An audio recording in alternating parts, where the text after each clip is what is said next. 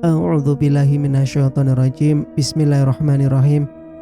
Assalamualaikum warahmatullahi wabarakatuh. Kembali lagi di channel Sampul Hitam. Untuk cerita kali ini, Mas Sukir masih melanjutkan cerita yang sebelumnya yang berjudul Intan Gadis Kuntilanak. Cerita ini ditulis oleh Rizky Ramadhani, dan bagi teman-teman yang ingin membacanya secara langsung, bisa langsung kunjungi link yang saya sudah sertakan ada di deskripsi. Dan tak perlu berlama-lama lagi, bagaimanakah untuk kelanjutan cerita kali ini? Ini dia kisahnya. Selamat mendengarkan.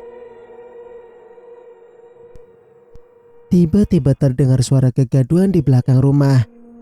Sinta yang kala itu sedang mengambil air minum langsung terkaget mendengar suara kegaduhan tersebut. Suara apa itu? Jangan-jangan ada maling, batin Sinta. Sinta mengambil kayu yang tersender di dinding dapur. Kemudian dia mengendap-endap, berjalan secara perlahan menuju pintu. Di saat tangannya memegang kenop pintu, ada tangan seseorang yang mencekalnya dari belakang. Terasa dingin, Sinta terkaget. Dia melirik ke arah tangan tersebut. Tangan itu terlihat pucat dan mengelupas dengan kuku tajam. Sinta terlihat begitu panik, namun ia tidak bisa berteriak. Mulutnya terasa terkunci. Dengan nafas tersengal-sengal, ia menengok ke belakang. Rupanya sosok menyeramkan itu sudah berdiri di belakangnya, tersenyum menyeringai ke arahnya. Sinta hanya mampu terisak dan menutup matanya rapat-rapat.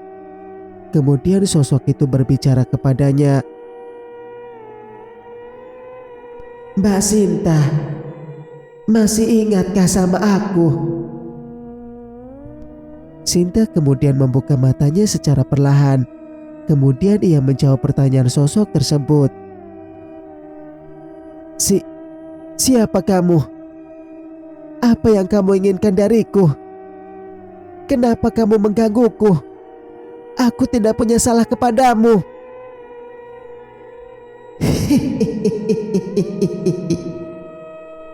Kau memang tidak bersalah, tapi suamimu yang bersalah. Kenapa dengan suamiku? Apa hubungannya denganmu? Tolong jangan membuatku takut. Sinta berasa gugup, ingin sekali ia berteriak memanggil suaminya.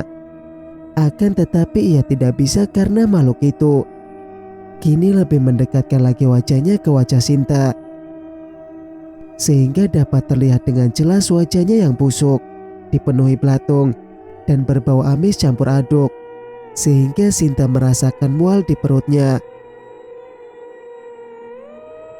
Kau akan mengetahuinya sebentar lagi. Nikmati saja dulu permainannya. Bukankah suamimu senang bermain-main?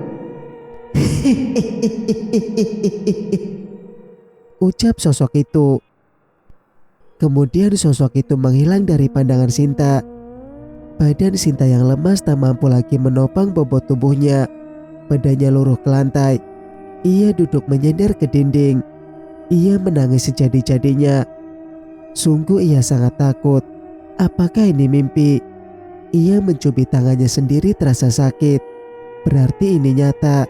Ia makin menangisi sejadi-jadinya apa yang telah suaminya rahasiakan darinya. Ia sungguh tidak tahu. Sinta berinisiatif akan menyelidikinya sampai tuntas.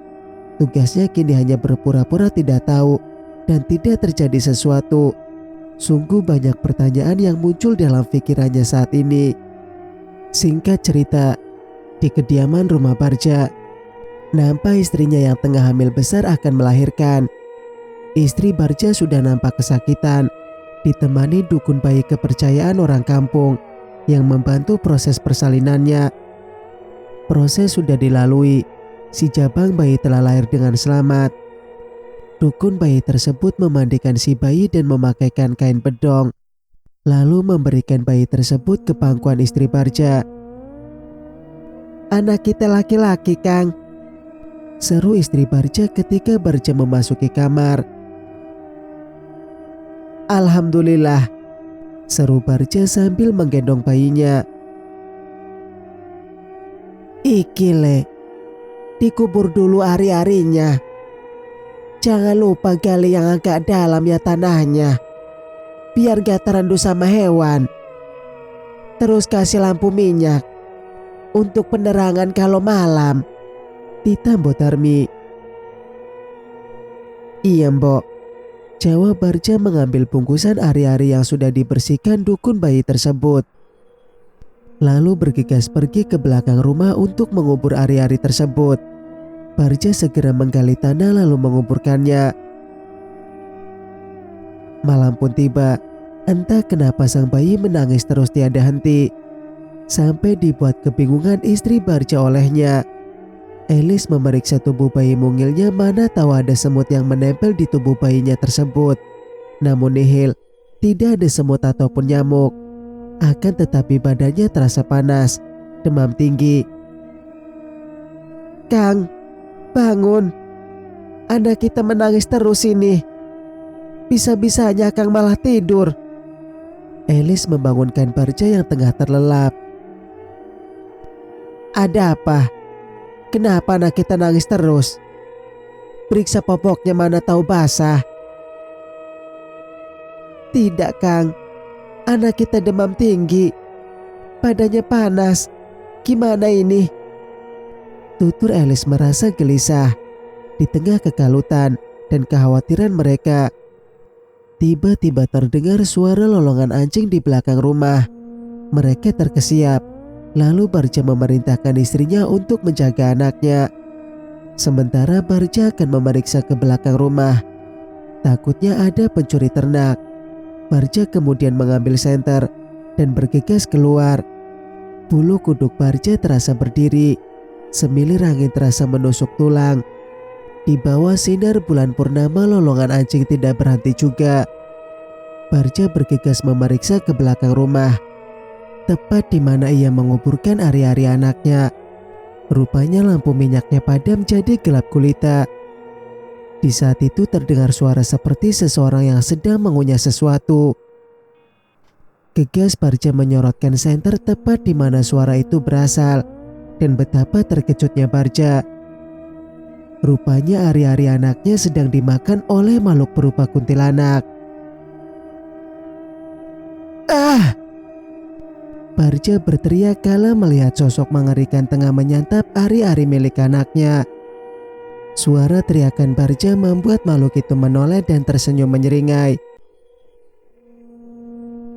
Barja, aku datang untuk membalas perbuatanmu, ujarnya menatap nyalang manik hitam milik Barja.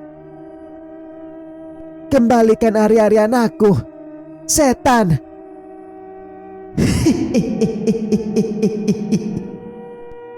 Akan kubuat anakmu mati seperti anakku, Barja. Tidak, jangan pernah kau berani menyentuh anakku. Enyalah kau iblis. Apa kau berani? Mari lihatlah apa yang akan terjadi pada anakmu.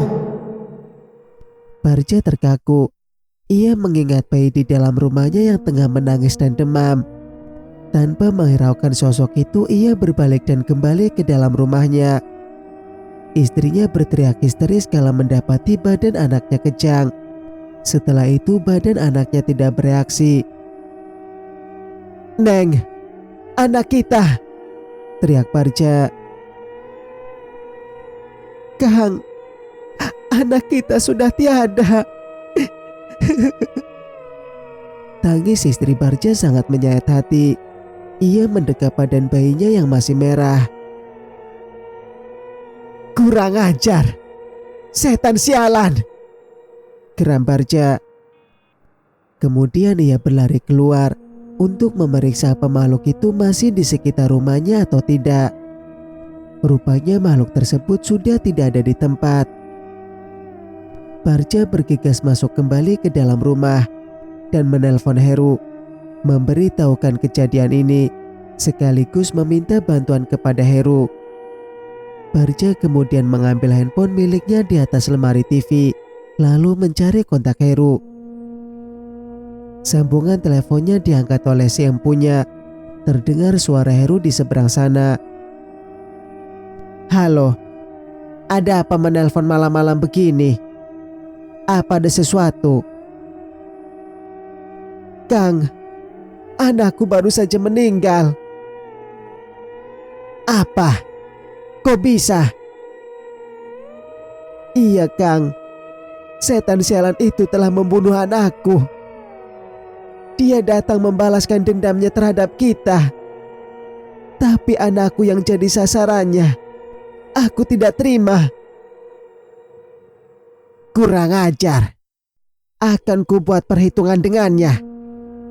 Tenang saja, aku akan membantumu membalas kematian anakmu terhadap setan itu, Barja. Kau tenang dulu. Kau urus dulu istrimu. Tenangkan dia. Besok kita akan menemui Ki Suro kembali."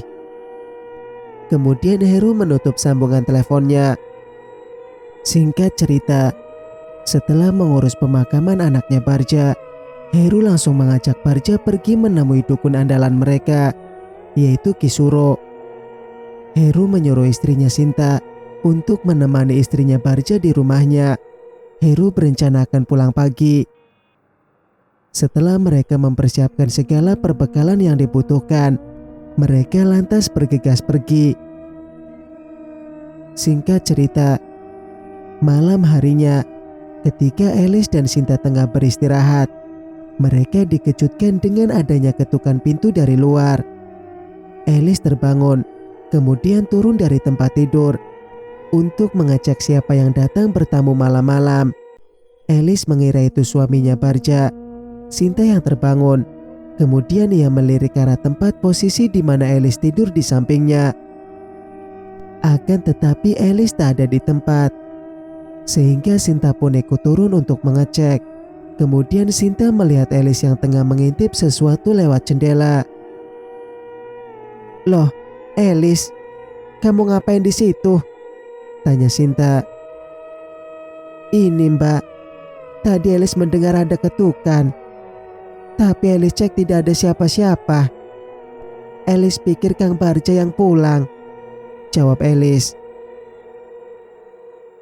"Jangan dibuka ya, biarkan saja. Ini sudah larut malam. Sebaiknya kita kembali istirahat." "Baik Mbak." Kemudian Elis dan Sinta bergegas kembali menuju kamar. Akan tetapi baru saja mereka berbalik, lampu tiba-tiba saja padam dan semuanya gelap gulita. Sampai-sampai Elis dan Sinta berjalan terantuk meja dan sesuatu yang ada di ruang TV. "Elis, kok lampunya padam? Kamu lupa isi token ya?" "Tidak Mbak, meterannya masih banyak." "Coba kita cari lilin dulu. Kamu hati-hati ya, pelan-pelan jalannya." Kemudian mereka mencari lilin dan berjalan merapat ke dinding. Ketika Elis mencari saklar lampu, tiba-tiba saja tangannya mengenai sesuatu dingin dan juga lengket. Elis terkejut dan mendadak tegang. Jantungnya berpacu kencang, tubuhnya gemetar. Tangannya yang tak sengaja mengenai benda lengket itu ia arahkan ke depan tangannya. Betapa terkejutnya, ternyata darah berwarna hitam pekat menempel di telapak tangannya. Setelah itu ia berbalik ke samping secara perlahan. Betapa kagetnya sosok yang menyeramkan tengah berdiri di dekatnya. Ia menjerit kemudian berlari sampai menabrak meja dan kursi yang ada di ruangan tersebut. Sinta yang sudah menemukan senter, kemudian berlari setelah mendengar cerita Elis. "Ada apa, Lis? Kau baik-baik saja?" Itu Mbak. Itu. Ada hantu." "Hah? Di mana?" Di sana." Kemudian Sinta mengarahkan cahaya senter di tangannya ke arah yang ditunjuk oleh Elis. Namun tidak ada apapun. Begitu mereka melangkah, tiba-tiba saja ada suara tangisan menyayat hati terdengar di telinga mereka. Mbak Sinta dengar suara itu enggak?" "Iya Elis, Mbak dengar.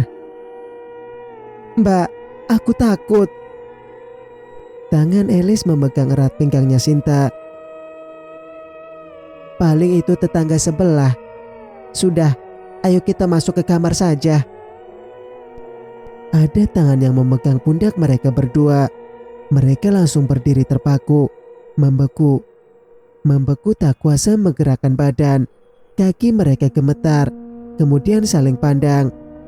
Memberi isyarat untuk bersama-sama melihat siapa yang memegang pundak mereka berdua.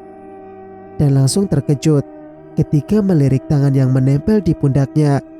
Tangan berwarna pucat, seputih kapas, dengan kuku yang sangat runcing. Dengan nafas yang tak beraturan, keduanya berbalik ke belakang dan mereka lebih terkejut lagi. Ternyata di belakang mereka itu adalah sosok yang sangat menyeramkan. Wah, setan! Keduanya lari tunggang langgang, terbirit-birit berlomba masuk kamar. Keduanya langsung beristighfar dan duduk di atas kasur dengan merapatkan tubuh satu sama lainnya. Ketika itu, pintu kamar terdengar ada yang mencakar-cakar dari luar, disusul dengan suara tertawa cekikikan. Sinta dan Elis, mereka langsung berpelukan sambil membaca doa sebisa mungkin. Sinta mengambil handphone yang tergeletak di atas meja samping kasur, kemudian menekan nomor Heru suaminya. Tersambung namun tidak diangkat, seru Sinta. Mungkin sedang sibuk, Mbak, timpal Elis.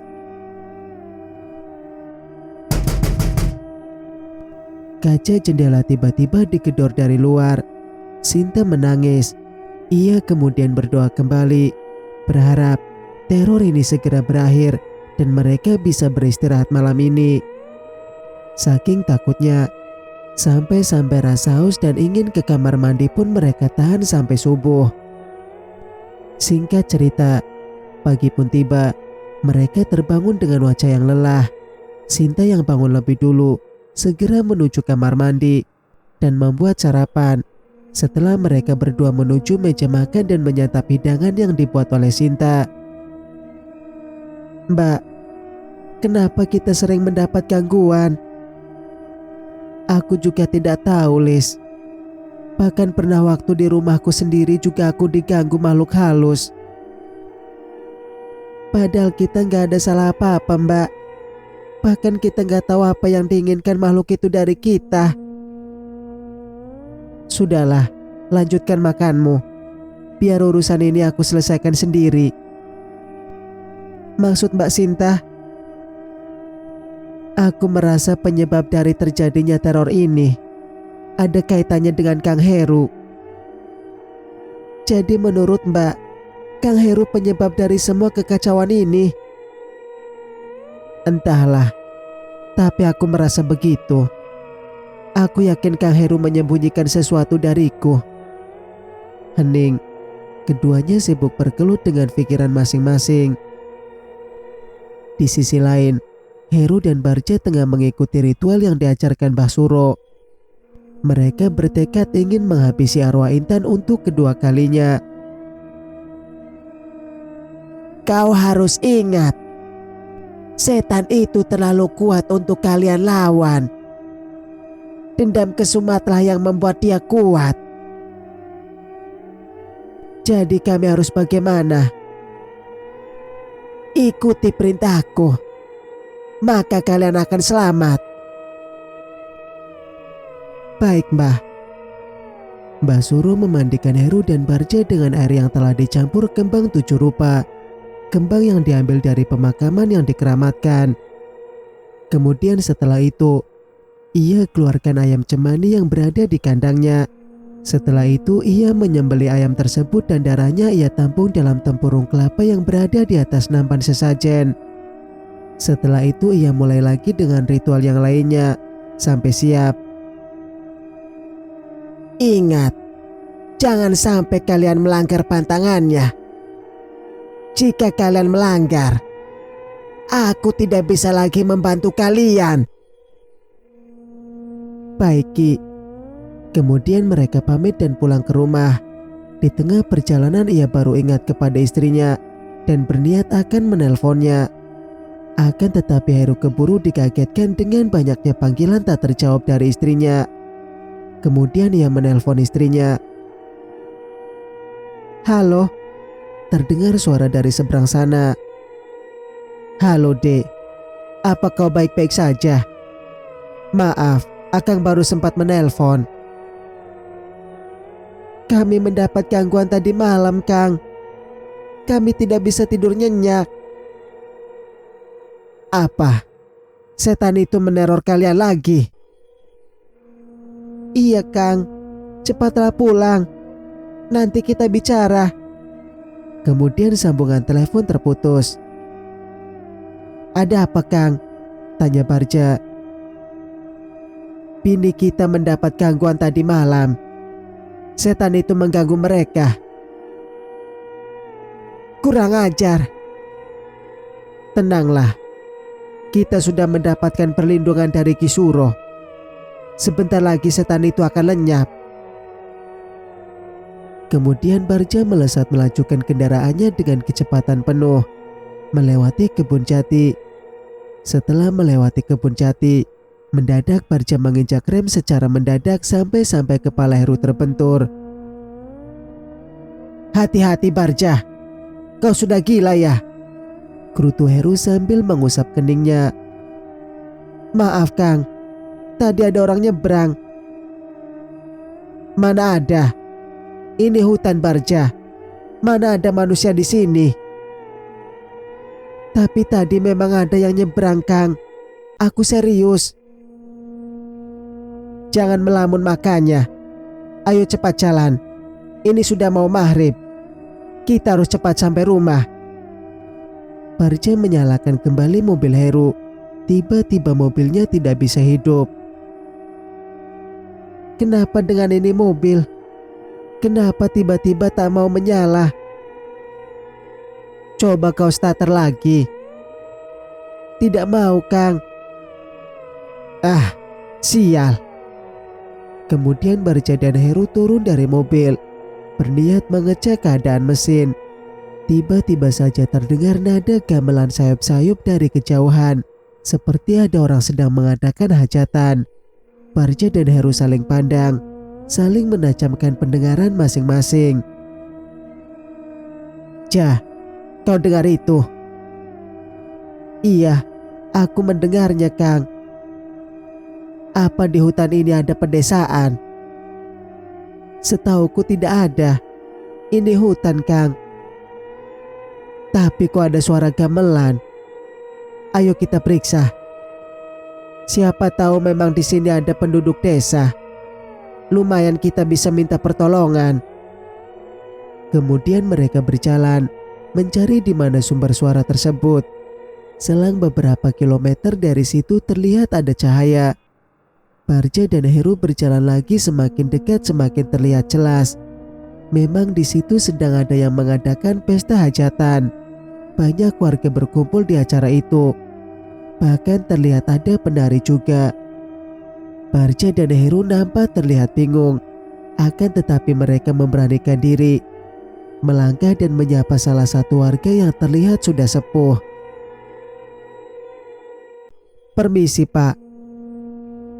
"Kalian sudah datang. Silakan duduk. Aku tahu kalian sudah melakukan perjalanan jauh. Tentu anak berdua ini merasa capek, bukan? Tapi maaf Pak, kami..." "Duduk dan makanlah jamuan ini," tuturnya tanpa menoleh ke arah Heru. Heru terpaksa menuruti omongan orang tersebut dan duduk bersila di atas tikar yang terbuat dari anyaman bambu. Orang tua tersebut langsung terdiam setelah melihat tangan Heru dan Barja terulur mengambil salah satu wadah yang terbuat dari anyaman bambu yang berisikan makanan seperti kue basah. Heru dan Barja dengan ragu menyuapkan salah satu kue tersebut ke dalam mulut masing-masing. Rasa kue tersebut terasa aneh di lidah mereka. Namun ketika ia mau memuntahkannya, ia melirik ke arah Patwa yang sedang terdiam memperhatikannya dengan sorot mata yang tajam. Dengan terpaksa Heru mengunyah sampai habis sepotong kue yang berada di tangannya. Setelah itu ia mengambil air minum yang tersedia dalam gelas bambu. Namun dengan refleks Heru menyemburkan minuman tersebut, ia merasakan air tersebut rasa pahit dan sedikit bau amis. Setelah itu, ada dua penari yang datang menghampiri Heru dan Barja. Penari itu dengan luas mengalunkan selendang ke leher mereka dan mengajaknya menari ikut bergabung dengan yang lainnya. Mereka tidak sadar kalau warga yang ada di situ bukanlah manusia, melainkan penunggu hutan jati tersebut. Di saat tengah asik menari, tiba-tiba Heru mencium bau melati diiringi bau busuk. Namun ia tidak mampu berkata apa-apa. Tak terasa waktu tengah bergulir, musik irama gendang semakin sumbang terdengar di telinga Heru dan Barja. Bulan yang terang tiba-tiba tertutup awan hitam. Tiba-tiba suasana menjadi gelap gulita. Dan di situ mereka mulai tersadar kalau ada sesuatu yang janggal. Heru membuka percakapan. "Maaf Nyi, kami harus pergi. Kami buru-buru." "Mau kemana? Tetaplah di sini bersama kami." "Istri saya sudah menunggu di rumah dan mobil saya pun mogok. Kami mau cari bantuan." "Kau masih peduli dengan istrimu? Lalu bagaimana denganku? Kau masih ingat denganku, Heru?" Intan."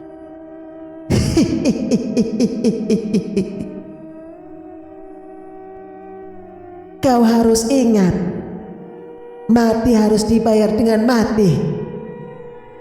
Manusia tak punya hati seperti kau seharusnya tidak hidup di muka bumi ini." "Ampun Intan, aku mengaku salah." Tiba-tiba penari itu berubah wujud menjadi sosok yang amat menyeramkan. Suaranya menjadi berat, wajahnya penuh belatung dan mengeluarkan bau busuk yang menyengat. Selendang yang melingkar di leher Heru menjadi seekor ular sanca yang melingkar. Heru terkejut. Ia langsung melemparkan ular tersebut. Ia hendak berlari, tapi kakinya tidak bisa digerakkan. Untung saja Barja cepat menarik tangannya dengan gerakan cepat. Mereka pun pergi dari hutan tersebut. Setelah mereka sampai ke mobil, mereka langsung masuk dan menutup pintu mobilnya. Dengan nafas terengah-engah Barja mencari kuncinya. Heru baru teringat kalau mereka meninggalkan jimatnya di dalam mobil. Ketika Barja tengah menyalakan mobil, tiba-tiba terdengar suara seperti barang jatuh di atas mobil. "Apa itu, Kang?" "Tidak tahu Barja. Cepat nyalakan mobilnya." Iya Kang." Dengan tangan gugup ia terus menyalakan mobilnya. Ketika mobil menyala, tiba-tiba muncul sosok hantu melayang dan berdiri tepat di depan mobil. Sosok tersebut tertawa nyaring, seperti sedang mengejek mereka yang sedang ketakutan. Barja tidak tinggal diam, ia melajukan mobilnya. "Dasar setan sialan, sudah mati saja kau masih menggangguku." Dengan kecepatan tinggi, Barja melajukan kendaraannya sehingga makhluk tersebut terpental. "Rasakan itu," geram Barja. Kemudian mobil melesat meninggalkan perkebunan jati dan keluar menuju jalan raya. Beberapa saat kemudian tibalah mereka di halaman rumah Barja. Mobil ditepikan di depan rumah. Heru keluar dan segera mengetuk pintu rumah Barja. Tak berselang lama, pintu terbuka. Mereka disambut oleh istri masing-masing. "Kok lama sekali nyampainya?" "Iya Neng, kami mengalami insiden di jalan. Mendadak mobil mogok pas melewati kebun jati. Nanti akan ceritakan kejadiannya." Bau apa ini Kang?" tanya istri Heru. Ia mengendus badan suaminya. "Ya sudah, kalian mandi dulu. Biar saya buatkan kopi," seru istri Barja. bersambung. Nantikan kelanjutan ceritanya di video berikutnya. Mas Wakir pamit. Wassalamualaikum warahmatullahi wabarakatuh.